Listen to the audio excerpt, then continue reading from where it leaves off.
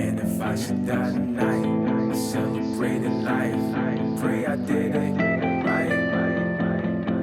We pray we did it right. All right, I go by June Haze, Queens, Jamaica to be exact. I make introspective hip hop.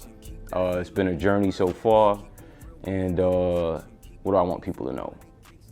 I'm as authentic as it comes with this hip hop thing. That's it. My favorite artist, I'm gonna say, is Tupac. My favorite lyricist is Nas. Tupac's just like the all-around embodiment of hip hop to me. You know, introspective, tough side, sentimental. You know, it's like a full view of a person, and that's why I dig it. I grew up a little bit in Jamaica. I was born in Jamaica before I came here. My childhood, man, it'll probably be a lot to get into, but so my mom moved out first, obviously to make a better life for me. Didn't see much of my pops, but she was away for, I think she left that when I was 4, and I see her again until I was like 11 or something like that. So I got a, crazy little come up. I was raised a little bit with my grandparents, love them to death. And I was a bit of a troublemaker, a little bit, right? Calmed me down when I got in real trouble. But that was all in my teenage years. I kind of turned that around through music and just been focused solely on just expressing myself. And I noticed that it helps me. It really helped me to calm down and be like just a lot more present, And I started writing pretty late, maybe at like 16, 17. And it was just a wild ride then, just learning. I recorded myself. I kind of picked everything up, sort of by myself. And that's it. I spent some time in Toronto. Let me not leave that out. So I've been in a few places, but New York, Queens has always been home, even more so than where I was born. Queens, man, North Side, Hollis, Springfield, Jamaica Park, 15th Park, those are all inspiration for me.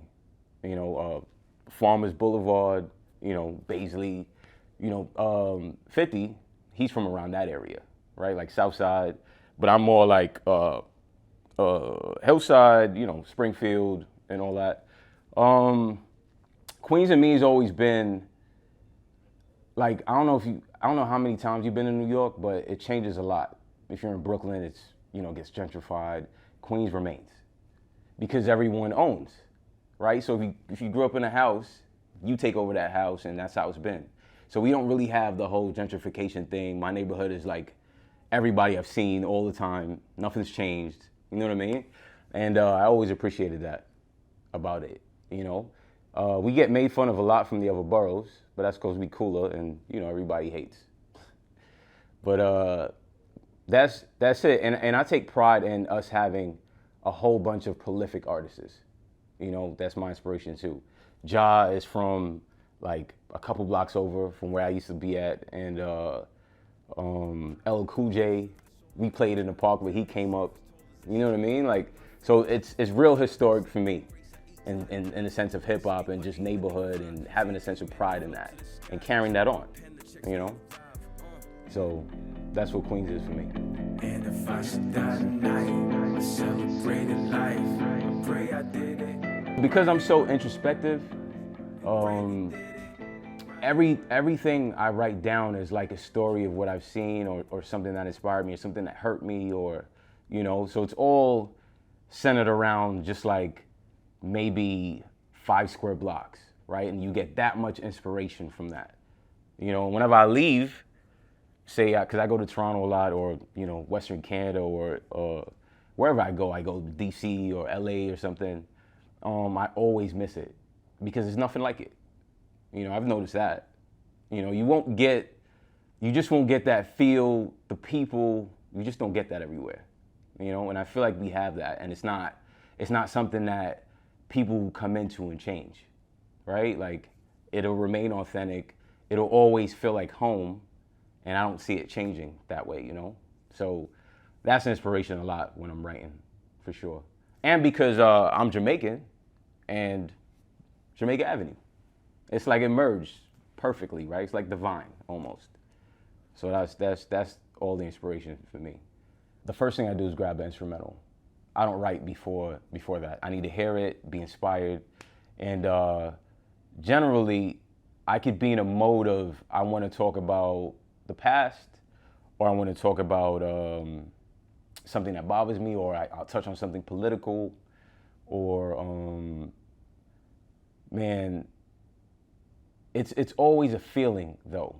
I never really plan it. It's like I hear the instrumental, and then I don't know if other artists are like that, but that's how it is for me. I hear the instrumental and I get inspired, and then it's like you got to talk some political stuff on this, or you got to be introspective on this, or you got to talk about love on this, or hurt on this. So that's usually what I start from. And I like creating hooks before, and then kind of lead the song from that. So the hook could create the body, what you think I'm about to talk about, and I just expand from there. That's usually my creative way of writing lyrics. Because it's super easy for me or it's been super easy to write and kind of just put out a record.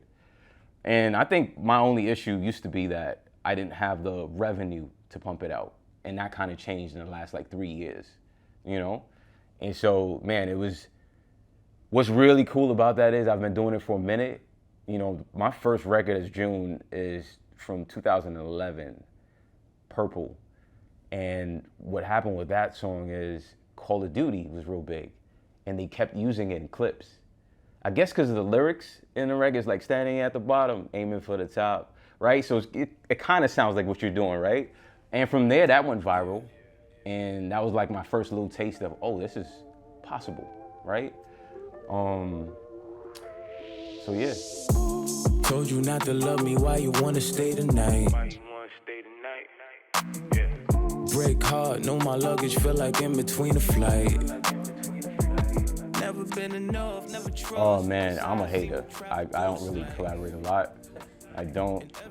And it's mostly for like, whenever I did, I'm gonna be honest, I feel like a lot of people, they just talk about things from a superficial perspective, right? And I can't really dig that. And if I'm gonna collaborate, I wanna be in a room with you.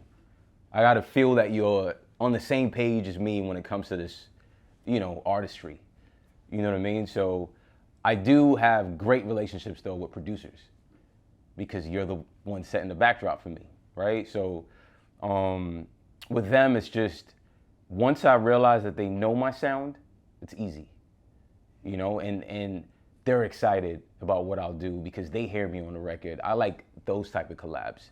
I don't do the collabs where it's like, a lot of people have been asking me, especially because things have been progressing a little bit. They're like, oh, let's do a record because we merge fans. I hate that, right? Like, we gotta have some sort of camaraderie, something that makes us similar, something that makes us feel like we have a certain connection and we can produce something that's good for the art. I'm all about that, you know, like progressing the art, keeping it authentic, and creating work too that'll last. You know, I don't really do the microwave thing, you know? I love what I do. If I didn't make $1 out of it, for me too, man, music is real therapeutic. Like, I had, you know, when I was younger, I felt like the world was chaotic and I was responding to it all the time, you know? And with music, it helps me to just write that out, you know? And so for me, it was always that. It's therapeutic. I feel good. I record a song. I made a song talking about my relationship to my father and all that. And I don't really get emotional a lot, but I've noticed I can write something like that and really feel it, you know? And so the money doesn't ever matter, you know? And I've been blessed that I could make that decision and kind of like just do whatever I want to, and people respond to it. You know, I still don't understand why people dig it like that, you know? And for me, that's cool. I don't ever want to understand that, you know? Whatever you get out of it, you get out of it. Whatever you don't, you don't. I feel like that's art. And that's it. Once I get an instrumental and I play it a few times, if I start getting a visual, that's the one. If it makes me feel like I'm in a car or I'm in a certain neighborhood or something and I could see it, I'm like, that's the one. That's how I creatively go through that. So if I'm running through beats, that's what I'm looking for. Does it take me away when I'm listening to it, you know? And then I just build on that because it's already magic. So I guess that's my thing, you know? I feel like after you've made music for a little bit, you kind of notice what people like from you. And so just recently, I think, when did I put that out? 2022, maybe? Prayers, that record is really huge for me right now. But it's no different from most of the things I've done. So I think that kind of charged me up on a path where continue to be even more introspective, right? Because they dig it. I don't need to make a record that I think people are gonna like. I think that changed with that. And from Purple too, because Purple was never designed to do anything but express what I was thinking, you know? So I think that Purple was an event and Prayers is a new event for me. I think it kind of solidified what I'm doing and my purpose and everything. Kind of just reignited that. I think that just keeps happening and I'm grateful for that, you know? If I'm writing about like my childhood or something, that's draining, you know? But I feel like it's important. And obviously, I have my son here and I'm definitely the cool dad, right? I'm definitely the cool dad because he'll be on his games or whatever and they'll be like, oh, I want to talk to your pops. I put his record to someone and blah, blah. So I'm enjoying that, you know? But it's definitely draining when I'm being super personal because there's still a lot of anger and a lot of questions around certain things.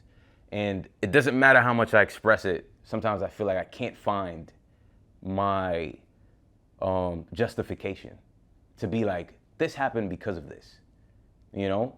And I feel like I'm gonna keep writing until I can, you know, until I can get full circle and be like, okay, I've talked about all these things and it's now come to a head and this is where I'm feeling, I don't want to use the word empty, but I think it's the perfect way to say that, you know? Being independent is important, man, because you have total control of your artistry and, for me, ownership. Like, again, I'll go back to having a child, right? He can end up owning my catalog. And I don't want that ever to be something that someone can take away from me, you know? So it's not like I'm anti-labels though. I just would love to keep my masters, keep my control, and you could dog my revenue if you like, you know? But as long as I keep the ownership, I can pass it on, you know? I mean, I'm smart enough to add him as a writer to keep that kind of going too, that you can't take it. So yeah, that's what's most important to me about being independent. For sure. Man, CD Baby has been good from the start. One of the things I really love about CD Baby is because the market with instrumentals is so saturated right now, sometimes you purchase something and other people have purchased it. And those producers are lying about that.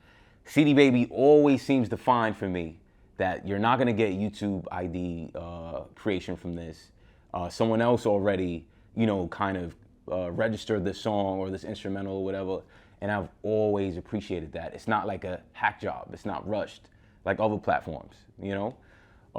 I think that's the best thing about them. And the whole actually being able to pick up the phone and call and speak to someone. That is one of the biggest things, you know? And I've been with CD Baby since the very beginning, since my very first record, you know? And I've stayed loyal. I've pushed people, you know, to kind of get on board with them because everything is streamlined. And I haven't had much issues or anything with it, you know. And I've heard lots of people with different things, getting their records taken down from Spotify because of some mishap or something, right? I've never had anything like that. Never missed a release date. Having my royalties in one place and it being transparent that I can go in and check and look and make sure. So yeah, CD Baby has been golden for me, you know. I don't even remember who introduced me to them. I think that I probably thought the name was crazy, right? And it had CD in it, and it remains with that, I guess. So it's kind of cool, kind of retro, cool, kind of, you know, But yeah, CD Baby's been good, for sure. I bought a record, and this was real malicious because I bought the record, and the producer was like, "Oh, no one's have it, no one's used it, blah blah." And I tried to upload it, and CD Baby was like, "Nope, we recognize that this is used by this person," and that's what I love. It'll tell you, like you could go see it for yourself. Like this is done by this person, and I was upset about that, but I really appreciated that we caught it. Because there's so many different avenues for revenue right now with music. And even if you get the chance to upload something, you don't want to miss out on sound royalties. You don't want to miss out on your YouTube ID content, you know? And so, yeah, I appreciate that a whole lot. What I want from music is therapy, you know? I'd leave it at that. What I want from it is therapy, and I definitely get that from it. What I do want to achieve, I'll be honest, I want to get to 1 million monthly listeners. I feel like it's an attainable goal, and I want to remain fully independent, and I want to create an avenue from other artists that are just as introspective as me. I want to be able to create a vehicle for that.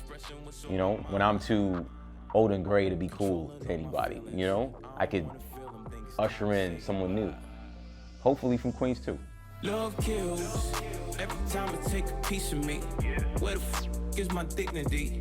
Love kills, and now I wanna face the music.